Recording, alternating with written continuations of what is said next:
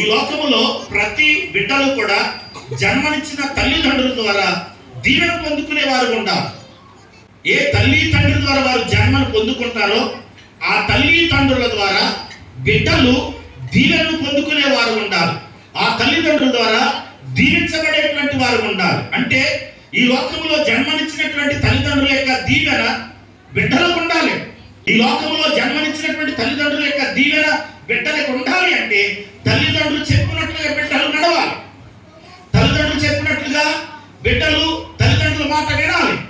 తల్లిదండ్రులు చెప్పినట్లుగా నడుచుకోవాలి. ఈ లోకంలో ఏ బిడ్డలైతే తల్లిదండ్రులు చెప్పినట్టు నడుచుకుంటారో, ఏ బిడ్డలైతే తల్లిదండ్రుల మాటకు లోబడతారో, ఏ బిడ్డలైతే తల్లిదండ్రులు నడవమన్న రీతిగా నడుచుకుంటారో, జీవిస్తారో, తప్పకుండా ఈ లోకంలో వారు శరీర సంబంధమైనటువంటి జన్మనిచ్చినటువంటి తల్లిదండ్రుల యొక్క దీవెన తప్పకుండా పొందుకుంటారు. ఎందుకంటే బైబిల్ చెప్తా ఉంది, తల్లిదండ్రులు బిడ్డలను దీవించాలి, శపించకూడదు.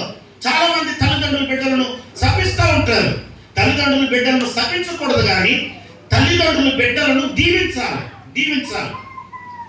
మన బిడ్డలు మన ద్వారా దీవెన పొందుకునే వారు ఉండాలి. అయితే మన బిడ్డలు మన ద్వారా దీవెన పొందుకునే వారు ఉండాలి అంటే ఆ బిడ్డలు తల్లిదండ్రులు చెప్పినట్లుగా నడుచుకోవాలి, తల్లిదండ్రుల మాట వినాలి, తల్లిదండ్రులకు లోబడి జీవించాలి.